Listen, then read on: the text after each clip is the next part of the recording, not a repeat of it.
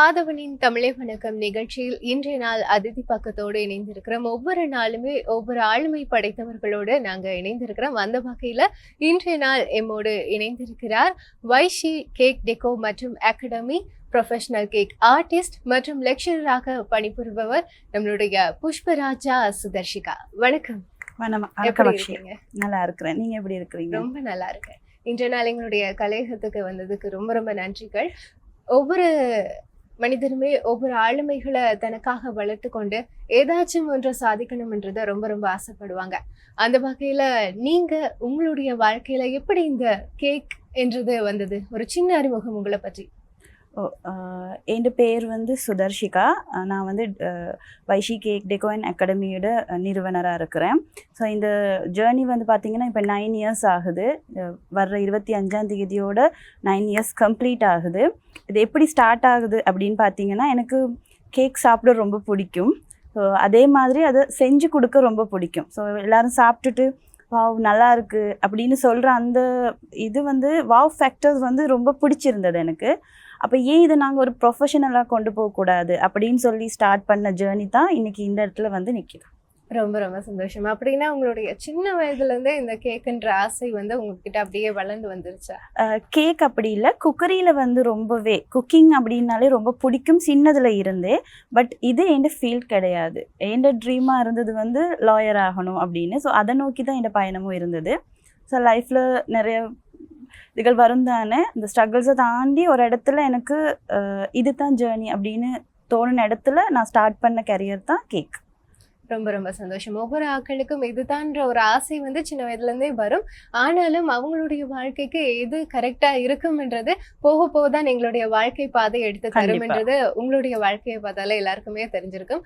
அந்த வகையில் ஒரு சின்ன கேக் ஆர்டிஸ்ட்ல இருந்து இப்போ ஆல் ஐலண்டா எல்லாருக்குமே தெரியும் அளவுக்கு ஒரு பெரிய காம்படிஷன் நடத்தி அந்த போட்டியின் ஊடாக நிறைய ஷோஸ் எல்லாமே செய்து அதன் ஊடாக தானே வந்திருப்பீங்க. அப்ப இந்த ஸ்ட்ரகிள்ல உங்களுக்கு உங்களுக்கு பெருந்துணையாக இருந்தது யார்? கண்டிப்பா இதுக்கு நான் சொல்லியே ஆகணும். என்னன்னா, நான் சிங்கிள் மதர் பேரண்ட்ல வளர்ந்த ஒரு ஆள் தான். ஸோ எனக்கு எல்லாமே எங்களோட அம்மா தான். ஸோ ஒரு குறிப்பிட்ட சடன் ஒரு டைமில் அம்மா பேரலைஸ் ஆகிட்டாங்க. ஸோ அதுக்கப்புறம் ஃபேமிலியை ஃபுல்லாகவே நான் தான் பார்த்துக்கொள்ளணுன்ற ஒரு கட்டாயம் பட் எப்படி அதை கொண்டு போக முடியும் தனியாக? ஏன்னா எனக்கும் ஒரு பேபி இருக்கிறாங்க, நானுமே ஒரு சிங்கிள் பேரண்ட் தான். அப்போ அந்த ஜேர்னி எப்படி எடுத்துகிட்டு போகிறது, இதுக்கப்புறம் கரியரை நான் நோக்கி எப்படி போகணும் அப்படின்ற நேரம் எனக்கு பேக் போனாக நீண்டது என் தங்கச்சி தான். அவள் மட்டும்தான். ஸோ இன்றைக்கி இந்த வைஷி கேக் டெக்கோ அப்படின்னா எல்லாருமே சுதர்ஷிகா சுதர்ஷிகா அப்படின்னு பேசுவாங்க. பட் சுதர்ஷிகாவுக்கு பின்னுக்கு இருக்கிற சுகர்த்திகானால தான் இவ்வளோ தூரம் நாங்கள் வந்தது. ஸோ இந்த இவ்வளோத்துக்கும் காரணம் ஃபுல் சப்போர்ட், ஃபுல் பேக்போன் அவங்க தான், என் தங்கச்சி சுகீர்த்திகா.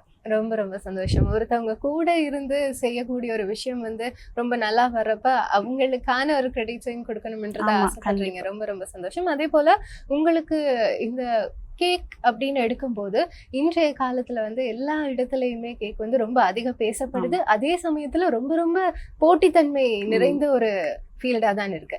அப்படி இருக்கும்போது இந்த கேக்கின் சுவையும் தாண்டி அதுக்கு இருக்கக்கூடிய அந்த டிசைன்ஸை மக்கள் ரொம்ப ரொம்ப விரும்புறாங்க. அதை பற்றி என்ன நினைக்கிறீங்க?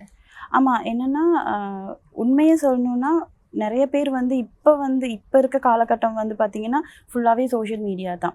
எல்லாரும் ஒரு ஃபோட்டோ எடுத்து அதை பேஜில் போடுறதோ இல்லாட்டி சோஷியல் மீடியாவில் ட்ரெண்ட் பண்ணுறது அதுக்கு தான் விருப்பப்படுறாங்க. ஸோ டேஸ்ட்டை தாண்டி அவங்களுக்கு தேவைப்படுறது ஒரு லுக், அழகாக இருக்கணும், நீட்டாக இருக்கணும் அப்படின்றது தான். ஸோ அதுக்காக எங்களோட ஃபீல்டுலேயுமே நிறைய புது புது விஷயங்கள் வந்துக்கிட்டே இருக்குது. அதை நாங்கள் இன்ட்ரடியூஸ் பண்ணிக்கிட்டு எங்களை பண்ண முடியுது. அதனால் எங்களுக்கு கஸ்டமர் எடுத்துக்கொள்ள முடியுது. கெதை பண்ணுறதுக்கு எங்களுக்கு ஈஸியாக இருக்குது. ஏன்னா எல்லாரும் ஒரே மாதிரி வியூவில் பார்க்குறாங்க இல்லை, ஒவ்வொருத்தருக்கும் ஒவ்வொரு விதமான டிசைன்ஸ் பிடிச்சிருக்குது. ஸோ அவங்க என்ன பிடிச்சி கேட்குறாங்களோ அதை நாங்கள் சரியாக அவங்களுக்கு கொடுக்குறோம். அதனால மட்டும்தான் எங்களால் இவ்வளோ தூரம் வர முடியுது. கண்டிப்பா நானும் நிறைய கேள்விப்பட்டிருக்கேன். அதாவது கெட்டே கேக்கா இருக்கட்டும், அந்த ரபிட் கேக்கா இருக்கட்டும், விதவிதமான ஸ்வீட்ஸ் எல்லாருமே விரும்புறாங்க. இப்ப பெரிய பெரிய கேக் இல்லாட்டியும் ஒரு சின்ன சின்ன கேக்கா இருக்கிற கேக்ஸ் கூட எல்லாருக்குமே ரொம்ப ரொம்ப பிடிச்சிருக்கு. ஸோ அது எல்லாருமே தாண்டி இப்ப டிசைன்ஸ் தான் ரொம்ப ரொம்ப முக்கியத்துவம் பெறுது. அதோட சேர்த்து நீங்க சொன்னீங்க இல்லையா இந்த சமூக வலைத்தளம், இப்ப நீங்க ஒரு கேக் ஆர்டிஸ்டையும் தாண்டி உங்களுடைய அந்த ப்ரொஃபஷனல் அகாடமி இருக்கு இல்லையா? ஸோ இந்த அகாடமியை நீங்க கொண்டு செல்றதுக்காக இப்ப எல்லா இடத்துலயுமே ஒரு வியாபாரம்னு வரும்போது சமூக வலைத்தளத்தை கட்டாயமா நாங்க வந்து பின்பற்ற வேண்டியது ஒரு கட்டாய விஷயமாக இருக்கிறது. அதுக்கான ஒரு ஸ்ட்ரகிள் எப்படி நீங்க அதுல ஆரம்பிச்சீங்க? உண்மையை சொல்லணும்னா இந்த கரியர் தொடங்கினதே சோஷியல் மீடியாவில் தான். ஃபேஸ்புக்கில் பேஜ் ஸ்டார்ட் பண்ணி அதிலிருந்து நான் அதை ஷேர் பண்ணி ஃப்ரெண்ட்ஸுக்கு சொல்லி ஃப்ரெண்ட்ஸ் அதை ஷேர் பண்ணி, ஏன்னா அந்த காலகட்டம் தான் ஃபேஸ்புக் அறிமுகமான காலகட்டம்னு நினைக்கிறேன். ஸோ அப்போ கொஞ்சம் பீக்கில் வருது ஃபேஸ்புக். வர்ற நேரம் டக்குன்னு நாங்கள் பேஜொன்று ஓப்பன் பண்ணி அது மூலயமா அதை ஷேர் பண்ண நிறைய பேருக்கு எங்களோட பேஜ் வந்து ரீச் ஆக தொடங்குச்சு. ஸ்பெஷலாக ஒரு இடம் சொல்லணுன்னா கொரோனா காலகட்டம். கொரோனான்றது வந்து நம்ம லைஃப்பில் பார்த்து ஃபர்ஸ்ட் ஒரு இது ஒன்றும் இல்லை. அப்போ அந்த டைம் வந்து எல்லாருமே ஒரு இடத்துல முடங்கிட்டாங்க. ஸோ அந்த முடங்கினவங்களோட மெயின் ஒரு பொழுதுபோக்காக இருந்தது சோஷியல் மீடியா. ஸோ அந்த டைம் எங்களோட பேஜை நான் ஷேர் பண்ணுறது வந்து எனக்கு ஒரு ரீச்சை கொடுத்தது. ரொம்ப ரொம்ப சந்தோஷம். அப்ப அந்த ஒரு சமூக வலைத்தளத்தின் ஊடாகவும் ஒருத்தவங்க மேல மேல வரலாம்ன்றது எல்லா பக்கமுமே இப்ப தெரியுது. அதுலயும் நீங்க முக்கியமான ஒரு உதாரணமா நம்மளுடைய யாதவன் சொந்தங்களுக்கு இருப்பீங்க. சோ அதே போல உங்களுக்கு இந்த கேக்ல இது ரொம்ப ரொம்ப ரொம்ப பிடிச்ச ஒரு கேக், இதை நான் செய்யறது ரொம்ப ரொம்ப யூனிக்கா என்னுடைய கஸ்டமர்ஸ் எல்லாருமே விரும்புவாங்க அப்படின்றத நினைக்கிறீங்க? இப்படி எனக்கு வந்து அகாடமியை விட கேக் ஷாப் ஒன்று போடணுன்றது தான் ரொம்ப ஆசையாக இருந்தது. பட் அது வேறு பக்கம் டைவர்ட் ஆகி தான் அகாடமி ஸ்டார்ட் பண்ணப்பட்டது.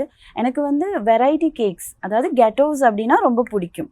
அதில் வந்து நான் ஸ்பெஷலிஸ்ட். நான் ரொம்ப வெரைட்டிஸ் நிறையா செய்வேன். அதில் நிறைய பேருக்கு கெட்டோஸ் ரொம்ப பிடிக்கும். ஏன்னா அந்த டேஸ்ட் வந்து ரியலாக இருக்கும், ரிச்னஸாக இருக்கும், ரொம்ப ரொம்ப பிடிக்கும் எல்லாருக்கும். இப்போ வெரைட்டி கெட்டோஸ் தான் மெயினே.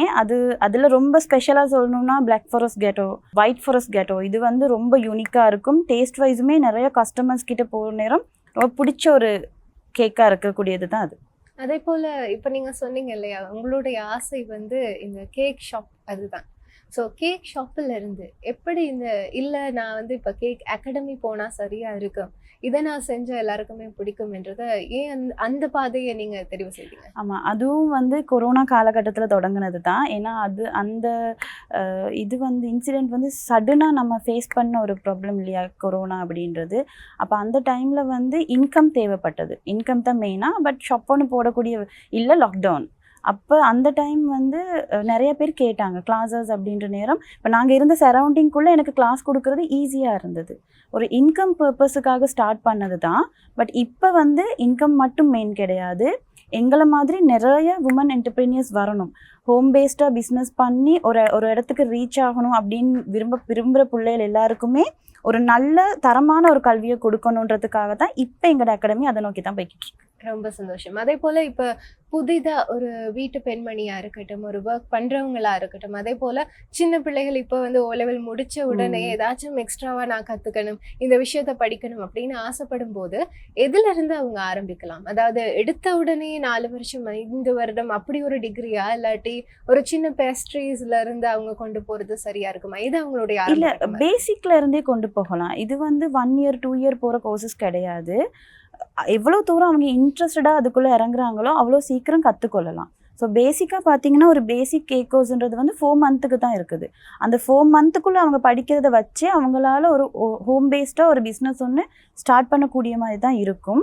பிஸ்னஸை தாண்டி தன்னை ஒரு இடத்துல ப்ரூஃப் பண்ணணும், இந்த ஃபீல்டில் நான் ப்ரூஃப் பண்ணணும்னு நினைக்கிறவங்க அடுத்தடுத்த லெவல் படித்து அடுத்தடுத்த விஷயங்கள் பண்ணிட்டு போகலாம். ரொம்ப சந்தோஷம். அப்ப நார்மலா எங்களுடைய வீட்டுல இருந்து நாங்க ஒரு விஷயத்த கற்றுக்கொள்ளணும்னு ஆசைப்படும் போது இந்த சமையல் தான் முக்கியமாக பெண்மணிகளுக்கு வாருது. அந்த வகையில இந்த ஒரு கேக் விஷயம் படிக்கிறதுல வந்து எல்லாருக்குமே ஒரு ஆர்வம் இருக்கு. கண்டிப்பா இது ஒரு பக்கம் இருக்கு. நீங்க இப்ப வந்து நிறைய ஒரு நிகழ்ச்சிகளா இருக்கட்டும், ஒரு சர்டிபிகேட்டுக்கான ஒரு எக்ஸிபிஷனா இருக்கட்டும், இப்படிப்பட்ட ஒரு விஷயங்கள்ல ஈடுபடும் போது உங்களுக்கான முக்கியமாக வரக்கூடிய ஒரு சவால்கள் என்ன மாதிரி இருக்கும்? சவால்கள்னா நிறையவே இருக்குது. என்னன்னா நிறைய படிக்கிற பிள்ளைகள் பார்த்திங்கன்னா படிக்கிறதோடையே நிப்பாட்டிடுறாங்க. அந்த சர்டிஃபிகேட் எடுக்கணும், ஒரு கிராஜுவேஷன் செரமனி ஒன்றில் பார்ட்டிசிபேட் பண்ணணுன்ற நேரம் பயப்படுறாங்க. எக்ஸிபிஷன் அப்படின்னாலே எனக்கு பெரிய சவாலே இந்த பிள்ளைகள் எல்லாரையும் அந்த எக்ஸிபிஷனில் கொண்டு வந்து நிப்பாட்டுறது தான். எனக்கு ஏன் அந்த எக்ஸிபிஷன் செய்கிறோம் அப்படின்னு பார்த்தீங்கன்னா, ஃபர்ஸ்ட் ஆஃப் ஆல் வந்து அவங்களோட டேலண்ட்டை எல்லாருக்கும் காட்டணும். 2வது வந்து அவங்களுக்கு ஒரு கான்ஃபிடென்ட் வரணும். 3வது வந்து அப்படி ஒரு எக்ஸிபிஷனை ஃபேஸ் பண்ண ஒரு பர்சன் கிட்ட கேக் ஆர்டர் ஒன்று கஸ்டமர் கொடுக்க பயப்பட மாட்டாங்க. ஸோ இதுதான் மெயின் ரீசன் எக்ஸிபிஷன் ஒன்று நம்ம செய்கிறதுக்கான ரீசன் ஒன்று. ஸோ அந்த எக்ஸிபிஷனை ஃபேஸ் பண்ண படிக்கிற பிள்ளைகள் பயப்படுறாங்க. ஸோ அவங்கள கெதப் பண்ணி இப்போ இயருக்கு பார்த்தீங்கன்னா மினிமம் நாங்கள் ஒரு 100 ஸ்டூடெண்ட்ஸ் சரி கோர்ஸை கம்ப்ளீட் பண்ணி கொடுப்போம். ஆனால் எக்ஸிபிஷன்னு வர நேரம் ஒரு 50 ஸ்டூடெண்ட்ஸ் தான் எக்ஸிபிஷன் பார்ட்டிசிபேட் பண்ணுறாங்க. பிகாஸ் ஆஃப் அவங்களோட ஃபியர். அவங்க பயப்படுறாங்க அதை ஃபேஸ் பண்ணுறதுக்கு.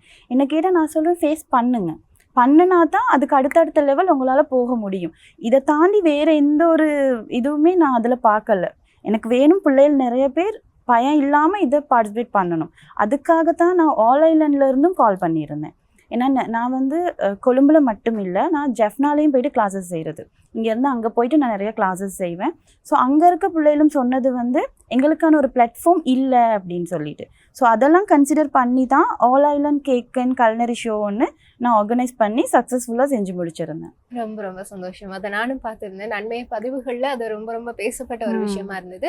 அப்படி இருக்கும் பட்சத்தில் நீங்கள் சொன்ன ஒரு விஷயமும் இருக்குது. எல்லாருக்குமே ஒரு பயம் இருக்கும். ஒரு இடத்துல வந்து நான் இதை படிச்சுட்டேன், இதை வந்து செஞ்சு காட்டணும் அப்படின்னு வரும்போது நான் அவ்வளோ பெருசாக படிக்கலையே, நான் முன்னுக்கு வந்து நின்றா எப்படி சரியா இருக்குமா, யாரும் எதுவும் சொல்லிடுவாங்களோன்ற ஒரு பயம் இருக்கு. அந்த பயத்தையும் தாண்டி அவங்களுக்கு ஒரு பொருளாதார நெருக்கடியும் எங்களுடைய நாட்டு சூழலுக்கு ஏற்ற வகையில இருக்கு. அதுல இப்ப அவங்க வந்து ஒரு சின்னதா நான் ஒரு பிசினஸ் ஆரம்பிச்சு இந்த வியாபாரத்தின் ஊடாக அடுத்தடுத்து மேல போகலாம் அப்படின்னு நினைக்கும் போது அவங்களுக்கான இந்த விலை நிர்ணயிக்கப்படக்கூடிய விஷயங்களா இருக்கட்டும், இல்லாட்டி அதுக்கான ஒரு லாபத்தை எப்படி வைக்கலாம்ன்றத எப்படி அவங்க அதை பற்றி அது வந்து எங்களோட கோர்ஸ்ல ஒன் ஆஃப் த செஷனாவே இருக்கு. அதாவது நீங்கள் எப்படி ஒரு பிஸ்னஸ் ஸ்டார்ட் பண்ண போகிறீங்க, எப்படி நீங்கள் சோஷியல் மீடியா ஹேண்டில் பண்ண போகிறீங்க, அண்ட் எப்படி நீங்கள் உங்களோட ப்ராடக்ட்டுக்கு ப்ரைஸிங் பண்ண போகிறீங்க. ஸோ இதை வந்து இது எதனால நான் கோர்ஸில் இன்க்ளூட் பண்ணினேன்னா, அது நான் ஃபேஸ் பண்ண ஒரு ஸ்ட்ரகிள் ஒன்று. நான் ஸ்டார்டிங் கரியரில் வந்து எனக்குமே தெரியலை எப்படி ப்ரைஸ் பண்ணணும், எப்படி கஸ்டமருக்கு சொல்லணும், எப்படி பேஜ் மெயின்டைன் பண்ணணுன்றது நான் வந்து ஃபேஸ் பண்ண ஒரு ஸ்ட்ரகிள் ஒன்று. அப்போ நான் யோசித்தேன், அது வந்து என் ஸ்டூடெண்ட்ஸுக்கு இருக்க வேணாம், அந்த ஸ்ட்ரகிள் அவங்க ஃபேஸ் பண்ண வேணாம். அதையும் ஒரு லெசனாக கொடுத்துட்டோம்னா அவங்களுக்கு கான்ஃபிடென்ட் வந்துடும் ஈஸியாக. என்கிட்ட படித்த பிள்ளைகள் எல்லாருமே கோர்ஸ் முடியும் வரைக்கும் அவங்களோட கரியரை ஸ்டார்ட் பண்ணுறதுக்கு வெயிட் பண்ண தேவையில்லை. ஒரு 3rd கிளாஸ் 4th கிளாஸ்லேருந்தே நான் அவங்கள புஷ் பண்ணுவேன். நீங்கள் பேஜ் ஓப்பன் பண்ணுங்கள், பிஸ்னஸ் ஸ்டார்ட் பண்ணுங்கள், லோகோ ஒன்று க்ரியேட் பண்ணிக்கோங்க, இப்படி தான் கஸ்டமரை நீங்கள் ஹேண்டில் பண்ணணுன்றது வரைக்கும் நான் அவங்கள கைட் பண்ணுவேன். ஸோ என்கிட்ட படித்த நிறைய பேர் இன்றைக்கி பிஸ்னஸ் பண்ணுறாங்க, சக்ஸஸ்ஃபுல்லாக ஷாப்ஸ் எல்லாம் ஓப்பன் பண்ணி இருக்கிறாங்க. அது எனக்கு ஒரு பெரிய ஹாப்பினஸாக கூட இருக்குது. உண்மையான ஒரு விஷயம் என்னன்னா, ஒருத்தவங்க புதுதாக ஒரு கேக் ஆர்டிஸ்டாக நான் வந்திருக்கேன், இந்த இடத்துல ஃபீல்டுக்குள்ளே வந்திருக்கேன், என்னையும் தாண்டி ஒரு 100 பேர் என்னையும் போலவே வரப்போறாங்கன்றத ஒரு சந்தோஷமா எடுத்துக்கொண்டு அவங்களுக்கும் நிறைய விஷயங்கள் சொல்லி கொடுத்து, முக்கியமா இந்த பிரைசிங்ல தான் அவங்களுக்கு வர பெரிய பிரச்சனை. ஏன்னா இப்ப இருக்கிற கேக்குக்கான ஒவ்வொரு சின்ன சின்ன விஷயங்களும் அவ்வளோ பிரைஸா இருக்கு. இந்த விலை எல்லாத்தையும் தாண்டி அவங்களுக்கான ஒரு சின்ன விஷயத்த அடுத்த கட்டத்தை நோக்கி போகணும் என்றாலுமே அவங்க இந்த விஷயத்துல கரெக்டா இருந்தா தான் அடுத்ததுக்கு போகலாம். அந்த வகையில உங்களுடைய அந்த சர்டிபிகேட்ல அதுவும் இருக்கிறது ரொம்ப ரொம்ப சந்தோஷம். இதே போல அவங்களுக்கு வேற என்ன ஒரு கோல்டன் ரூல் உங்ககிட்ட இருந்து நீங்க எப்பயுமே சொல்றது? நான் மெயினாக ஒரு விஷயம் சொல்லுவேன். நான் ஸ்டார்ட்டில் சொன்ன மாதிரி தான், என் கேரியர் வந்து கேக் ஆர்டிஸ்ட் ஆகிறது கிடையாது. நான் ஒரு லாயர் ஆகணும்னு ஆசைப்பட்ட ஒரு பர்சன். ஸோ நிறைய பர்சனல் இஷ்யூஸ்னால என்னால் அதை பண்ண முடியாமல் போயிட்டு, பட் அதை பண்ண முடியலைன்றதுக்காக நான் ஒரு இடத்துல ஃபெடப்பாகி உட்காரல. இன்னொரு பாத்தை சூஸ் பண்ணினேன். அதில் நான் இன்றைக்கி சக்ஸஸ்ஃபுல்லாக வந்துக்கிட்டு இருக்கேன். அது எதனாலனா நான் அந்த விஷயத்தை விரும்பி செய்கிறேன். அப்போ நான் சொல்கிறது வந்து பிள்ளைகள் வந்து படிக்கிற பிள்ளைகள் எல்லாருக்குமே என் அட்வைஸ் என்னவா இருக்கும்னா, நீங்கள் சூஸ் பண்ணுற பாத்தை விரும்புங்க. நீங்கள் எவ்வளோ தூரம் அதை நீங்கள் நேசித்து அதுக்குள்ளே நீங்கள் இறங்கி செய்கிறீங்களோ அது உங்களை வேறு மாதிரி இடங்களில் கொண்டு போயிட்டு நிப்பாட்டும். ஸோ அதுக்கு நானுமே ஒரு ஒன் ஆஃப் த எக்ஸாம்பிளாக உட்காந்துருக்கேன் தான் நான் கண்டிப்பாக சொல்லுவேன். பிகாஸ் எங்களோட சைல்ட்ஹுட் வந்து வேறு மாதிரி இருந்தது, பட் இன்றைக்கி நாங்கள் இருக்கிற இடம் வந்து வேறு மாதிரி இருக்குது. ஸோ அது என் பிள்ளைக்குமே அது ஒரு உதாரணமாக இருக்குது. இப்போ எல்லாருக்கும் நான் சொல்கிறது என்னென்னா, நீங்கள் செய்கிற தொழிலை நேசித்து செய்யுங்க, விரும்பி செய்யுங்க. அது கண்டிப்பாக உங்களுக்கு ஒரு பெரிய சக்ஸஸை கொண்டு கொடுக்கும். கண்டிப்பாக எல்லாருக்குமே அந்த ஒரு சக்ஸஸ் உங்ககிட்ட இருந்து எல்லாருக்குமே கிடைக்குமா இருக்கும். அதே போல் இந்த வியாபாரம் என்று எடுக்கும் போது கிரியேட்டிவிட்டியை தாண்டி இந்த வியாபாரம் வந்து ரொம்ப ரொம்ப முக்கியத்துவம் பெறுதா? அதாவது உங்களுடைய ஒவ்வொரு டிசைன்ஸில் இருக்கக்கூடிய யூனிக்னஸ் பார்த்து தான் எல்லாருமே விரும்புவாங்க. அதையும் தாண்டி ஒரு குவாலிட்டி, இந்த டேஸ்ட்டுக்காக நீங்கள் என்னென்ன முக்கியத்துவம் ஒரு விஷயத்த செய்றீங்க? என்னென்னாமா இப்படி தான். இப்போ நாங்கள் எவ்வளோதான் டிசைனுக்கு இம்பார்ட்டன்ஸ் கொடுத்தாலுமே டிசைனை தாண்டி அந்த கேக்கை கட் பண்ணி எல்லாரும் சாப்பிடணும். அவங்க ஸ்பெண்ட் பண்ணுற மணி வந்து அந்த ஃபுல் கேக்குக்கு தான். அப்போ அந்த கேக் டேஸ்ட்டாக இல்லாமல் எவ்வளோ தான் டிசைன் வைஸ் நல்லா இருந்தாலுமே வேலை இல்லை. ஸோ அந்த கஸ்டமர் திரும்ப எங்ககிட்ட வரமாட்டாங்க. அப்போ அந்த ப்ராடக்டை குவாலிட்டின்றது வந்து ஹைலி மெயின்டைன் பண்ண வேண்டிய ஒரு விஷயம் ஒன்று. ஸோ நான் ஸ்டூடெண்ட்ஸுக்கு அதையுமே ஒரு லெசனாக சொல்லி கொடுக்கறது தான். மார்க்கெட்டில் நிறைய பிராண்ட்ஸ் இருக்குன்னா எல்லாருக்குமே இப்போ ப்ராடக்ட்னு பார்த்தீங்கன்னா கேக்னு பார்த்தீங்கன்னா ஒரு 4 இன்க்ரீடியன்ஸை வச்சு தான் மெயினாக ஒரு கேக் செய்வாங்க. பட் டேஸ்ட் வைஸ் பார்த்தீங்கன்னா ஒவ்வொரு இடங்களில் டேஸ்ட் டிஃப்ரெண்ட்டாக இருக்குது. ஏன்னா ஒருத்தவங்க ரொம்ப குவாலிட்டியாக இருக்கும், ஒருத்தவங்க ரொம்ப லோ குவாலிட்டியாக இருக்கும், பிகாஸ் ஆஃப் அவங்க சூஸ் பண்ணுற ப்ராடக்ட். அப்போ பிள்ளைகளுக்கு நான் சொல்லிக் கொடுக்குறது, ஸ்டூடெண்ட்ஸுக்கு நான் சொல்லிக் கொடுக்குறது குவாலிட்டி மெயின்டைன் பண்ணுங்கள். ஏன்னா ஒரு கஸ்டமர் உங்களோட ரிப்பீட்டடாக வரணும் அப்படின்னா உங்களோட டேஸ்ட் வந்து எப்பயும் ஒரே மாதிரி இருக்கணும். டிசைன் எப்படி இருந்தாலுமே டிசைனை கூட நம்ம கஸ்டமர்கிட்ட ஓரளவு பேசிக்கொள்ளலாம். பட் டேஸ்ட்டுக்கு வந்து அவங்க கம்ப்ரமைஸ் ஆகவே மாட்டாங்க. பிகாஸ் அவங்க பே பண்ணுறது அந்த டேஸ்ட்டுக்கு தான். எண்ட் ஆஃப் தி டே அந்த ஃபோட்டோ முடிஞ்சதுக்கப்புறம், ஃபோட்டோ ஷூட்ஸ் முடிஞ்சதுக்கப்புறம் அவங்க அதை கட் பண்ணி எல்லாருக்கும் சர்வ் பண்ணுவாங்க. வந்திருக்கவங்க எல்லாருமே அதை சாப்பிடுவாங்க. ஒருத்தர் அதில் முகம் சொலிச்சா கூட அவங்களோட பார்ட்டியே இதாகிரும். இப்போ அதனால அந்த டேஸ்ட் குவாலிட்டின்றது ரொம்ப மெயின். நிச்சயமாக நீங்க சொன்ன இந்த டிசைன்ஸையும் தாண்டி உங்களுக்கு வந்து ஒரு கேக் ஆர்டர் வருது, அது கடைசி நிமிஷத்துல உங்களுக்கு வந்து இந்த டேஸ்ட் கூடவா இருக்கு, எனக்கு சுகர் கூடவா போட்டுட்டீங்க, இந்த கலர் வேண்டாம் அப்படின்னு சொல்லி லாஸ்ட் மினிட்ல ஒரு கேன்சலேஷன் வந்து அதை எப்படி நீங்க சமாளிப்பீங்க? உண்மையை சொல்லணும்னா அந்த மாதிரி நான் இப்போ வரைக்கும் ஃபேஸ் பண்ணது கிடையாது, சீரியஸாக ஃபேஸ் பண்ணது கிடையாது. பிகாஸ் நான் வந்து என்றைக்குமே செய்கிற மெத்தடை வந்து சேஞ்ச் பண்ண மாட்டேன். அது என்ற ஒரு பெரிய ஒரு கான்ஃபிடென்ட் ஒன்று. என்ன மெத்தடில் நான் எப்படி செய்யணும்னு மெஷர்மெண்ட்ஸ் இருக்குது, எங்களுக்கு ப்ராடக்ட் குவாலிட்டிஸ் இருக்குது, செய்கிற மெத்தடுன்னு ஒன்று இருக்குது. அது எல்லாத்தையுமே நான் வந்து எப்போ ஸ்டார்ட் பண்ணணும், நான் ஒரு ஸ்டூடெண்ட்டாக ஸ்டார்ட் பண்ண நாள்லேருந்து இன்றைக்கி நான் ஒரு லெக்சரராக ஆன வரைக்குமே அதில் எந்த ஒரு சேஞ்சஸுமே நான் இவ்வளோ நாளைக்கு பண்ணினது இல்லை. ஸோ அதனால் டிசைன் வைஸ் வந்து கஸ்டமர்ஸ் கிட்ட வந்து நெகட்டிவ் ஃபீட்பேக்ஸ் வந்து இருக்குது. ஏன்னா எல்லா நேரமும் நம்மளால் அந்த பெர்ஃபெக்ஷன் கொடுக்க முடியாது. சம்டைம்ஸ் டெலிவரி டைம்ஸில் கூட இஷ்யூஸ் ஆக சான்சஸ் இருக்குது. ஆனால் டேஸ்ட் வைஸில் இன்ன வரைக்கும் எனக்கு கஸ்டமர் கம்ப்ளைண்ட்ஸ் வந்தது இல்லை. என்கிட்ட 8 years பிஃபோர் எடுத்த கஸ்டமர் இன்ன வரைக்கும் கண்டினியூவாக எடுக்கிறாங்க. அவங்க சொல்கிற மெயின் ஃபீட்பேக் என்னென்னு பார்த்தீங்கன்னா, எப்படி அக்கா அன்னைக்கு மாதிரி இன்றைக்கும் உங்களோட கேக் டேஸ்ட்டாக இருக்குது, டேஸ்ட்டில் எந்த ஒரு டிஃப்ரென்ஸுமே இல்லை, பிகாஸ் ஆஃப் கன்சிஸ்டன்சி. அந்த கன்சிஸ்டன்சி வந்து நான் அதை அப்படியே கொண்டு வரேன், சேஞ்ச் பண்ணுறது இல்லை. அது நாம் சொல்லுவோமே, இப்போ நிறைய பேர் என்ன யோசிப்பாங்கன்னா, ப்ரைஸ் கூட சொல்கிற நேரம் கஸ்டமர் வர்றாங்க இல்லை, ஸோ ப்ரைஸை கொஞ்சம் குறைச்சி கொடுக்கணும்னா திங்ஸை வந்து என்ன செய்யும், குவாலிட்டி குறைஞ்ச ப்ராடக்டாக எடுப்போம். ஏன்னா அப்போ அதில் ப்ரைஸிங் குறையும் எங்களுக்கு. அந்த நேரம் கஸ்டமர் அந்த கேக்கை சாப்பிட்டுட்டு என்ன செய்வாங்க, அவங்களோட ஃபர்ஸ்ட் இம்பேக்டே எப்படி இருக்கும், இவங்களோட டேஸ்ட் இது தான் போல் அப்படின்னு அவங்க செகண்ட் டைம் நம்மள்ட்ட எடுக்க வரமாட்டாங்கல்ல. எவ்வளோ தான் ப்ரைஸ் கூடவாக இருந்தாலும் நம்மளோட குவாலிட்டி நல்லா இருந்துச்சுன்னா கஸ்டமர் எடுப்பாங்க நம்மக்கிட்ட. ஸோ அந்த குவாலிட்டியை நான் இன்னுமே மெயின்டைன் பண்ணிக்கிட்டு இருக்கிறேன். அதனால் நீங்கள் சொன்ன அந்த இஷ்யூ நான் இன்னும் ஃபேஸ் பண்ணலை. ரொம்ப ரொம்ப சந்தோஷமா அந்த வகையில். அண்ட் நீங்கள் சொன்ன இந்த டெலிவரி, இந்த ஒரு கேக்கை நாங்கள் செய்து முடிக்கிறது மட்டும் இல்லை, அங்கேருந்து அவங்களுக்கு அனுப்பணும். ஒரு வியாபாரத்தை புதிதாக ஒருத்தவங்க ஆரம்பிக்கும் போது இந்த டெலிவரி தான் அவங்களுக்கு ரொம்ப பெரிய ஒரு சவாலாக இருக்குது. அதை எப்படி நீங்கள் உங்களுடைய பிஸ்னஸில் ஆரம்பிச்சிங்க? அதுவும் நீங்கள் ஃபேஸ்புக்கில் தான் ஆரம்பித்ததா சொன்னீங்க. ஸோ அதிலிருந்து யாராச்சும் ஒரு கிளையண்ட் வந்து, வாடிக்கையாளர் வந்து இப்படித்தான் எனக்கு கேக் வேணும், நான் இங்கே இருக்கேன், எனக்கு அனுப்ப முடியுமா அப்படின்னு கேட்டப்ப நீங்கள் எப்படி அது எல்லாத்தையும் அந்த ஸ்டார்டிங் டைம் பீரியடில் வந்து நானே டெலிவரி பண்ணுவேன். அதாவது up and down delivery charges கஸ்டமர்கிட்ட எடுத்துக்கொள்கிறது, கஸ்டமருக்கு எக்ஸ்பிளைன் பண்ணுவோம்.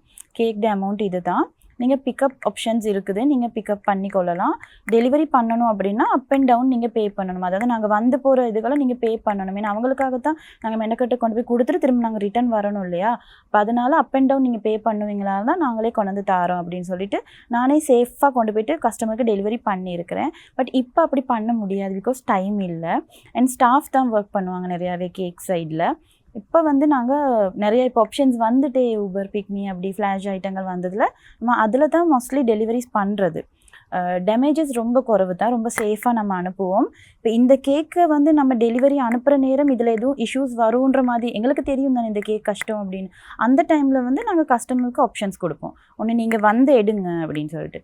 இல்லை மோஸ்ட்லி வந்து வெட்டிங் ஸ்ட்ரக்சர்ஸ், இந்த ஃபர்ஸ்ட் பர்த்டே பார்ட்டிஸ் ஹோட்டல்ஸில் அரேஞ்ச் பண்ணியிருப்பாங்க இல்லையா டெக்கோவோட, அதுகள் வந்து மோஸ்ட்லி நாங்களே டெலிவர் பண்ணுவோம். அது வந்து எங்களோட இதிலே இருக்குது. நாங்கள் அந்த ஆர்டர்ஸ் வந்தால் நாங்கள் தான் டெலிவர் பண்ணுவோம் கண்டிப்பாக. ஏன்னா அதை நாங்கள் செப்பரேட்லி பேக் செஞ்சுட்டு அங்கே போயிட்டு தான் அசெம்பிள் பண்ணுவோம். அப்போ தான் அது சேஃபாக நீட்டாக நிற்கும். அந்த மாதிரி ஆப்ஷன்ஸ் நிறைய இருக்குது எங்களுக்கு டெலிவரியில்.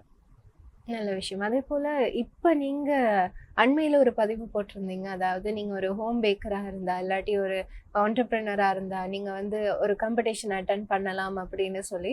ஸோ அந்த போட்டி பற்றி கொஞ்சம் சொல்ல முடியுமா? ஆமா. அது மெயின் வந்து கேக் அச்சீவர்ஸ் அவார்ட்ஸ் அப்படின்றது தான் அதில டைட்டிலாவே இருந்தது. லாஸ்ட் இயர் எங்களோட ஆல் ஐலண்ட் காம்படிஷன் கால் பண்ணியிருந்த டைம் வந்து, அதில வந்து மெயினா நாங்க என்ன பண்ணுனோம்னா, இந்த கேக் பிஸ்னஸ் செய்றாங்க இல்லையா? நான் நெறைய சோஷியல் மீடியால பார்க்குற ஒரு விஷயம் தான். இந்த மாதிரி ஹோம் பேஸ்டா பண்ற பிஸ்னஸ வந்து ரொம்ப தரம் குறைவா பேசுறாங்க. இது கேக் தானே செய்றீங்க, மெஹந்தி தானே போடுறீங்க. பட் எல்லா வேலையிலயுமே ஒரு கஷ்டம் இருக்குன்னா, இப்போ இது நாங்க சும்மா வரல. நாங்க படிக்கிறோம். அதுக்காக காசு செலவழிக்கிறோம். ஒரு எஃபர்ட் போடுறோம். அதில நெறைய கஸ்டமர் ஃபீட்பேக்ஸ் நெறைய பார்க்குறோம். ஹோம் பேக்கர்ஸா இருக்கிற எங்களுக்கு தான் தெரியும் அதில இருக்கிற கஷ்டங்கள் என்ன அப்படின்ட்டு. மிட் நைட்ல ஒர்க் பண்ணுவோம். திடீர்னு மார்னிங் கால் பண்ணி 12க்கு ஒரு கேக் வேணும்னு சொல்லுவாங்க. ஈவினிங் ஒரு கேக் வேணும்னு சொல்லுவாங்க. சடனா இன்னொரு இடத்துல கொடுத்த ஆர்டர் வந்து கேன்சல் ஆகிட்டாக்கா, ப்ளீஸ் எங்களுக்கு செஞ்சு தாங்கன்னு கேட்பாங்க. அப்படி நெறைய ஸ்ட்ரகிள்ஸ் நாங்க ஃபேஸ் பண்றோம். ஸோ இப்படி ஸ்ட்ரகிள்ஸ் ஃபேஸ் பண்ற ஹோம் பேக்கருக்கு வந்து ஒரு ரெகக்னைசேஷன் கிடைக்கணும். அதாவது இந்த ஃபீல்டில் நீங்க ஏதோ ஒரு விஷயம் அச்சீவ் பண்ணியிருக்கீங்க. கேக்லேயுமே நம்மளால அச்சீவ் பண்ண முடியும் அப்படின்றது தான் அந்த கேக் அச்சீவர்ஸ் அப்படின்ற டைட்டிலுக்கான காரணம். இப்போ நீங்கள் ஒரு ஹோம் பேக்கர்ஸாக இருந்தீங்கன்னா, நீங்கள் வந்து ஒரு என்டர்ப்ரீனியராக இருந்தீங்கன்னா, கேக் ஃபீல்டில் இருந்தீங்கன்னா, உங்களை நாங்கள் அங்கீகாரப்படுத்துறதுக்கு ரெடியாக இருக்கிறோம். ஸோ அதுக்காக தான் அந்த அவார்டை நாங்கள் கால் பண்ணியிருக்கோம். நல்ல விஷயம். இப்ப இருக்கக்கூடிய ஹோம் பேக்கர்ஸா இருக்கட்டும், ஒவ்வொரு ஆன்டர்பிரினர்ஸா இருக்கட்டும், நீங்களும் இந்த காம்படிஷனை ட்ரை பண்ணி பார்க்கலாம்ன்றத கண்டிப்பா. சொல்லலாம். அதே போல நீங்க வந்து இப்போ ஒரு எக்ஸிபிஷன் எடுக்கும்போது, ஒவ்வொருத்தவங்களும் ஒவ்வொரு விதமான நிறைய டிசைன்ஸ், நிறைய கேக்கெல்லாம் செஞ்சுட்டு வருவாங்க. அதுக்காக அவங்க வந்து நிறைய ஒர்க் எல்லாம் செய்யணும். அப்ப உங்களுக்கான இன்ஸ்ட்ரக்ஷன் படி அது எல்லாத்தையும் ஒர்க் பண்ணி வைக்க கொஞ்சம் கஷ்டமா இருக்கும். ஏன்னா ஒவ்வொருத்தவங்களும் ஒவ்வொரு விதம். ஒவ்வொருத்தவங்களுக்கும் இப்படியெல்லாம் ஆசை இருக்கும், இப்படியெல்லாம் செய்யணும்னு இருக்கும். அந்த இடத்துல உங்களுக்கு ஒரு பிரச்சனை வரும். ஏன்னா எல்லாருமே ஒரு ஹோம் பேக்கர்ஸா இருப்பாங்க, ஆன்டர்பிரினரா இருப்பாங்க. அவங்களும் வந்து உங்க கூட வந்து நிக்கும்போது ஒரு காம்படிஷன் அந்த இடத்துல வரும். ஒரு பிரச்சனை வரும். அது எல்லாத்தையும் எப்படி சமாளிப்பீங்க? அது வந்து என் மேல எனக்கு இருக்கிற நம்பிக்கை தான். ஸோ நான் வந்து என்ன ரொம்ப நம்புறேன். என்ட ஸ்கில்ஸை ரொம்ப நம்புறேன். நான் வந்து மத்தவங்கள போட்டியா பார்க்குறது இல்ல. என்ன தான் நான் போட்டியா பார்க்குறேன். எனக்கு வந்து ஒரு காம்படிஷன் நான் பார்ட்டிசிபேட் பண்றேன் அப்படின்னா, அதில எனக்கு இருக்கிற மெயின் சேலஞ்ச் என்னவா இருக்கும்னா, அத ஃபேஸ் பண்ணணும். அந்த காம்படிஷனை ஃபேஸ் பண்ணணும். ஃபேஸ் பண்ணுனா தான் தெரியும் அதில என்னென்ன ஸ்ட்ரகிள்ஸ் இருக்கு அப்படின்றது.